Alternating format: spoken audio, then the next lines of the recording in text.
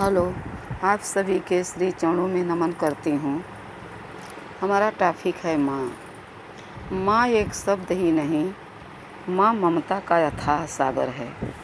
जिस तरह से समंदर की गहराई नहीं मापी जा सकती, वैसे ही माँ की ममता को मापा नहीं जा सकता। लिहाजा गौर फरमाइएगा। कुछ पंक्तियाँ निवेदित करती हूँ। जो हम सब जिस माँ से पैदा हुए हैं, उस माँ को इस दुनिया में रोने के लिए उसे अकेला छोड़ देते हैं। आइए, लिहाजा उनका कर्म क्या है हमारे साथ गौर फरमाइएगा।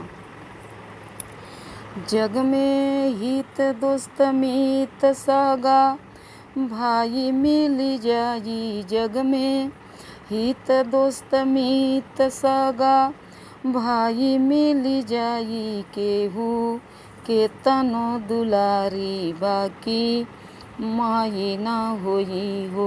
केहू के तनो दुलारी, बाकी माई ना होई।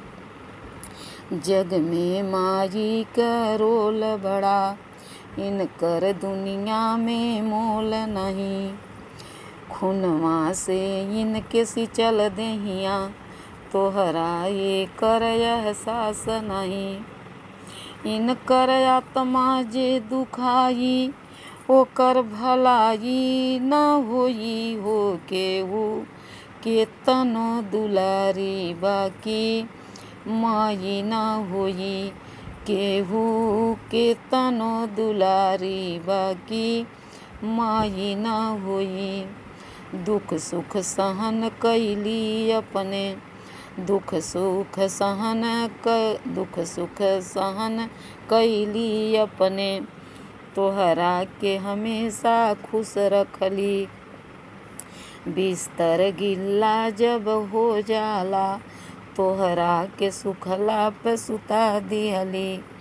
इनके अचरा से बढ़ी के रजाई न होई हो। इनके अचरा से बढ़ी के रजाई न होई। केहू के तनो दुलारी, बाकी माई न होई हो। केहू के तनो दुलारी, बाकी माई न होई। आखिर माई माई होली, अमृत जैसन जे कर बोली। आखिर माई माई होली, अमृत जैसन जे कर बोली।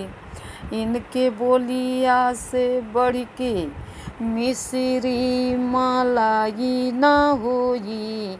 इनके बोलिया से बढ़ के रसमलाई न होई हो। बाकी के तनो दुलारी, केहू माई न होई।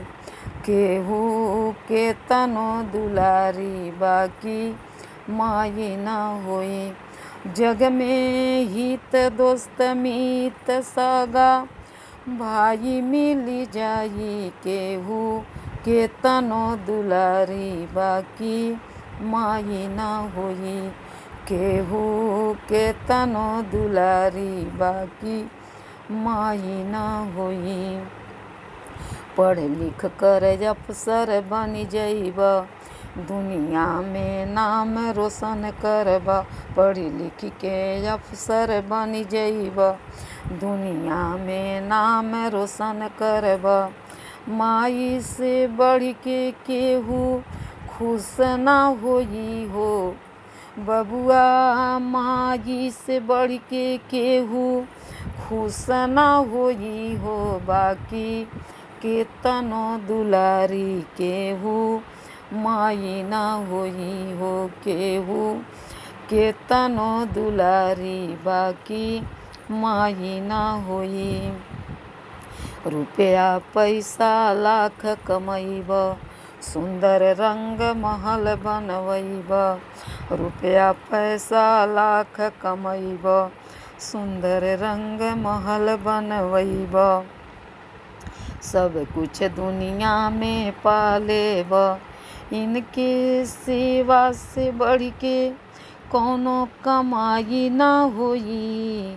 गंगोतरी इनके दुआवा से बढ़ के कोई कमाई ना होई हो, बाकी के तनो दुलारी केहू माई ना होई।